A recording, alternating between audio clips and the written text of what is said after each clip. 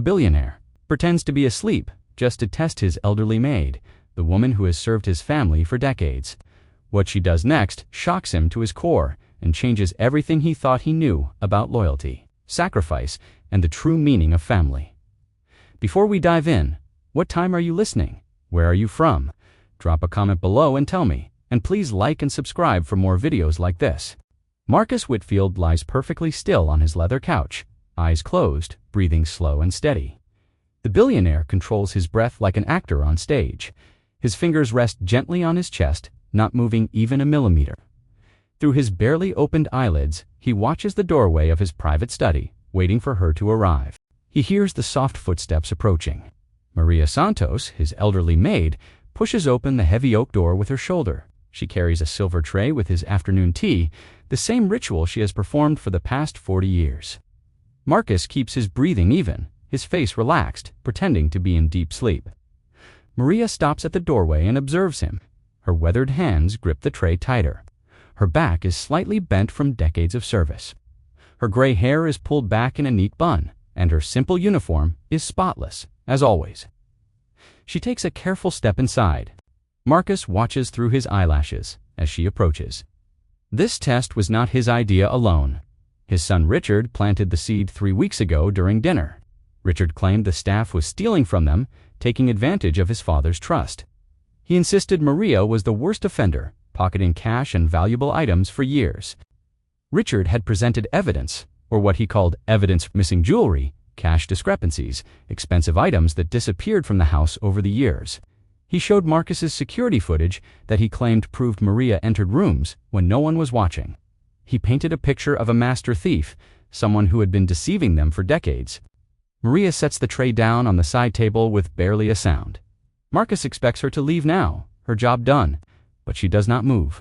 Instead, she stands there, looking at him with an expression he cannot quite read.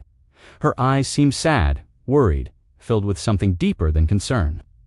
Then she does something unexpected. She reaches into her apron pocket and pulls out a thick envelope. Marcus feels his heart rate increase, but forces himself to remain still. Is Richard right? Is she about to steal from him while he sleeps? Maria opens the envelope and pulls out a stack of cash. But then Maria does something that makes Marcus's breath catch in his throat. She counts out the bills carefully, her wrinkled hands trembling slightly. She takes only $200 and puts the rest back in the envelope. Then she walks to his desk and opens the bottom drawer, the one that is never locked. Marcus watches as she places the envelope inside, but not before adding more cash to it from her own worn purse. She is putting money back, not taking it. She adds $300 to the stack, money that clearly represents a significant portion of her modest salary. She closes the drawer silently and returns to stand beside him. Maria reaches down and gently adjusts the blanket that had slipped from his shoulders. Her touch is tender, careful, like a mother tucking in her child. She looks at his face for a long moment, and Marcus sees something in her expression that makes his chest tighten. It is love, pure, unconditional love. Then she does something that shatters him completely. She whispers, so softly he almost misses it. She says she is sorry she could not add more this month. She says his medical bills are piling up, and she knows he is too proud to ask Richard for help. She says she will work extra hours, take on more duties, anything to help him. Marcus's mind reels. What medical bills? He is perfectly healthy. Then the horrifying truth crashes over him like a wave. She thinks he is sick. Someone told her he is dying. Someone convinced her he needs money for treatment, and she has been secretly adding her own meager savings to help him. Maria pulls out a small notebook from her other pocket. She opens it, and Marcus sees columns of numbers, dates, amounts. It is a record. She has been tracking every dollar she has contributed. The entries go back 6 months. 6 months of sacrifice from a woman who earns barely enough to support herself. She writes today's date and the amount, $300, in her shaky handwriting. Then she tucks the notebook away and picks up a framed photograph from his desk. It is an old picture of Marcus, his late wife Eleanor, and a young Maria, taken decades ago at a company picnic. Maria smiles at the photo, her eyes glistening. She traces Eleanor's face with one finger, a gesture so gentle and loving that Marcus feels his own eyes burn with unshed tears. Maria had loved Eleanor like a sister, maybe even more. Eleanor had found Maria at a homeless shelter, a new immigrant, with nowhere to go and no one to turn to. She had brought her home, given her work, given her dignity. She sets it down carefully and walks to the window. She stands there for a moment, looking out at the vast estate grounds. Marcus can see her shoulders shaking slightly. She is crying, silently crying, and he does not understand why until she speaks again to herself. She says she wishes Eleanor were still here. She says Eleanor would know what to do, how to help him. She says she promised Eleanor on her deathbed that she would take care of Marcus, and she feels like she is failing. She is failing because she cannot give enough, do enough, be enough. Marcus feels something wet on his own cheek. A tear escapes despite his best efforts. He has been so wrong about everything. Maria turns suddenly, and he quickly closes his eyes fully, forcing his breathing back to normal. He hears her footsteps approach again. She leans down and whispers directly to him, thinking he cannot hear. She tells him to rest well. She tells him he is a good man who deserves better than what life has given him lately. She tells him she will never let him face anything alone, not as long as she has breath in her body. Then she kisses his forehead, a gesture so maternal and pure that Marcus nearly breaks his charade right there. She straightens up, collects the tea tray she never poured, and walks quietly out of the room. The door clicks shut behind her, and Marcus is alone. He sits up immediately, his hands shaking.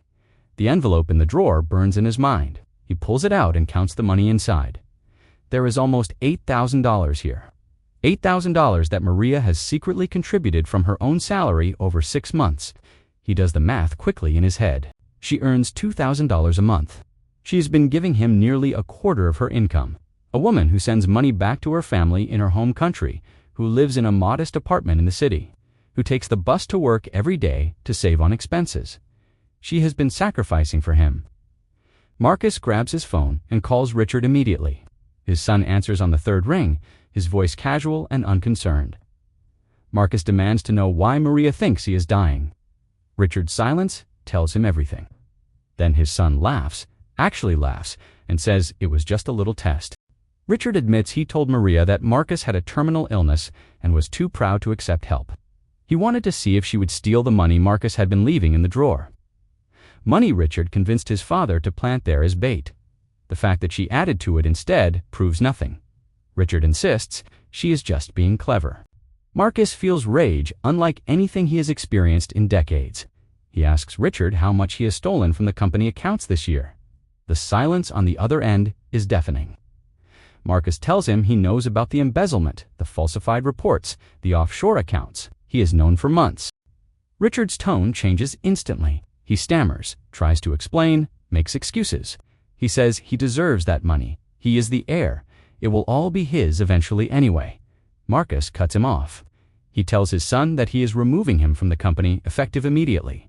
He is cutting him out of the will except for a minimal trust fund. Richard screams through the phone, calls his father insane, threatens legal action. He says he will contest the will, drag the family name through the mud. He says Marcus will regret choosing a maid over his own blood.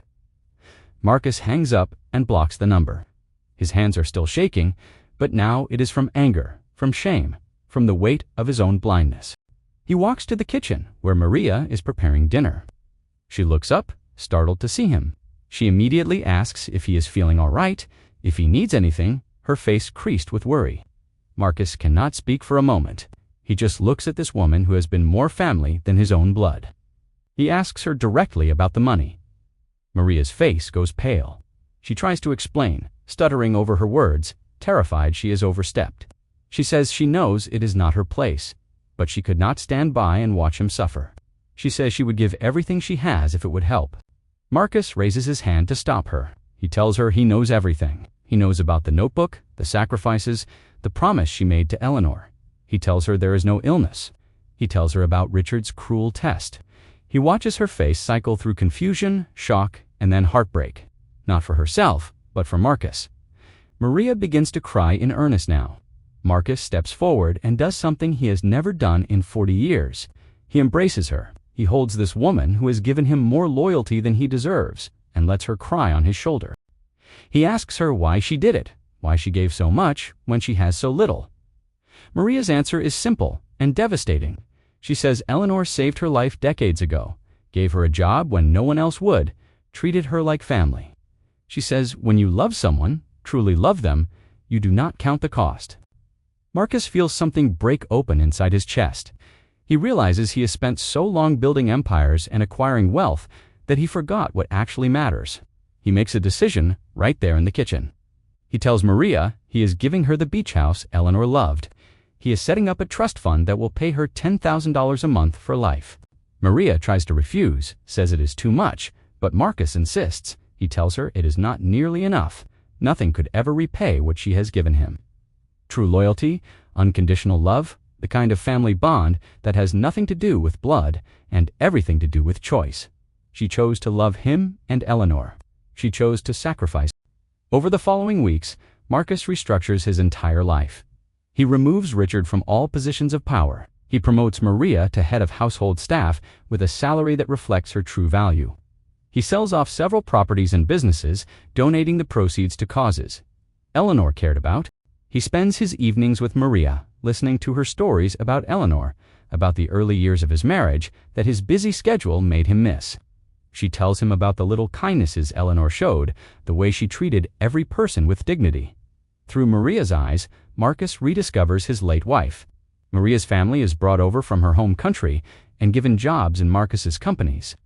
Her grandchildren receive full scholarships to prestigious universities. Marcus attends their graduations, their weddings, as an honored guest and genuine friend. Richard attempts to sue for his inheritance, claiming his father is mentally unfit. The case is thrown out when dozens of employees testify to Marcus's sharp mind and generous heart. Richard disappears from Marcus's life entirely, a loss that hurts less than Marcus expected. On the anniversary of that afternoon in his study, Marcus asks Maria to join him there again. He opens the bottom drawer and pulls out a new envelope with her name on it. Inside is the deed to the main estate, the mansion that has been the Whitfield family home for generations. He tells her it is hers now, completely and legally hers. She tries to protest, but he stops her. He tells her that she has been the true keeper of this house, the real heart of this family, for 40 years. He was just too blind to see it. Eleanor knew it. That is why she made Maria promise to take care of him. Maria cries, and so does Marcus. Two people from completely different worlds, bound together by something stronger than blood or money. They are bound by choice, by love, by the recognition that true wealth has nothing to do with bank accounts and everything to do with who stands beside you when everything else falls away.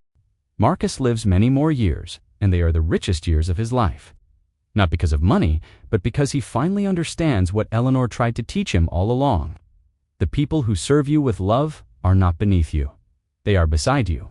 Sometimes, they are the only thing holding you up. When Marcus passes peacefully in his sleep, surrounded by Maria and her family, his last words are thank you. Thank you for seeing him. Thank you for staying. Thank you for showing him that the greatest test in life is not how much you can acquire, but how much you can love. So if you like this video, please like and subscribe for more videos like this.